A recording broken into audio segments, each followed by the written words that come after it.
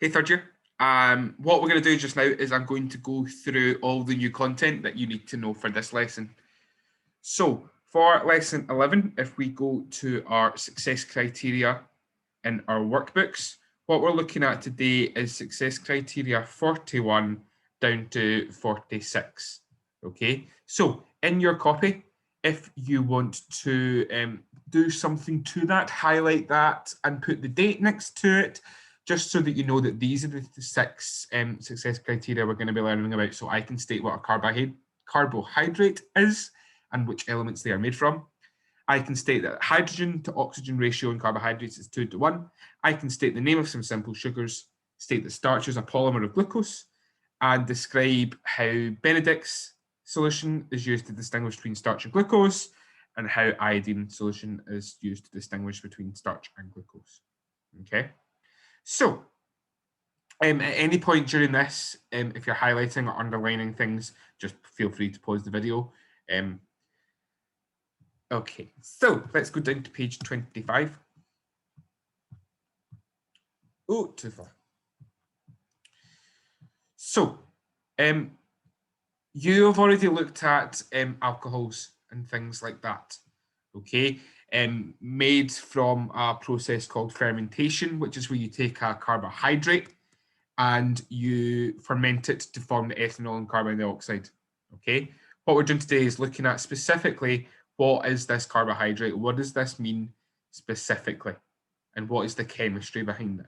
So, you may be able to tell from the name, but carbohydrates are a group of compounds which contain carbon, hydrogen, and oxygen. Literally, they are high carbon atoms that have been hydrated. So hydrate means water, H2O, and carbon, hydrogen, and oxygen. Okay. The hydrogen to oxygen ratio is 2:1. That means for every one oxygen, there's 2 hydrogen atoms. If there's 2 oxygen atoms, there's 4 hydrogen atoms, etc. That's always the case for all carbohydrates. So, can you highlight or underline contain carbon, hydrogen, and oxygen, and the ratio is 2:1. Okay. There are things called simple carbohydrates, which are the basic sugars. Okay, glucose, fructose, maltose, sucrose. Okay, they're small molecules, easy to dissolve, taste sweet. Okay, you need to be able to name some of these. So, can you highlight the 4 examples and highlight the word sugars? So sugars are an example of a carbohydrate.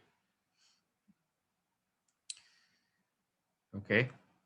What we can do to those small carbohydrates is we can polymerize them. You've heard the word polymerize before, and we've learned previously about addition polymerization, where loads of little tiny molecules are built up into one long chain, and we can do that to sugars as well. When we do that, that's now called a polysaccharide, because a saccharide is like the kind of group name for sugar. Poly just means many. The main example of this is starch. Starch is when you have loads of glucose molecules added up. There's an experiment you can do where if you get a bit of bread and you put it on your tongue, you let it soak and don't eat it. If you leave it for about 10 minutes, you'll start to taste sweetness. I've never had this happen because I get really impatient and end up just eating the bread. But what that's happening is the saliva is breaking down the starch into glucose, which helps prove that starch is just one long chain of loads of little tiny glucose molecules. Okay, so simple sugars can join up in a polymerization reaction. Can you highlight polymerization reaction? To produce much larger molecules called polysaccharides. And the main one that you would need to name is starch.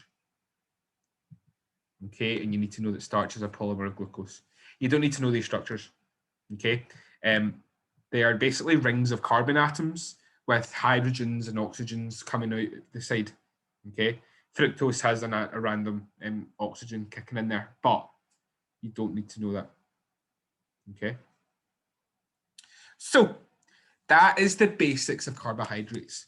What you're going to do now is you're going to go away and go to task 2 on the slide, which shows you 2 videos about the chemical tests used to determine the difference between starch and glucose.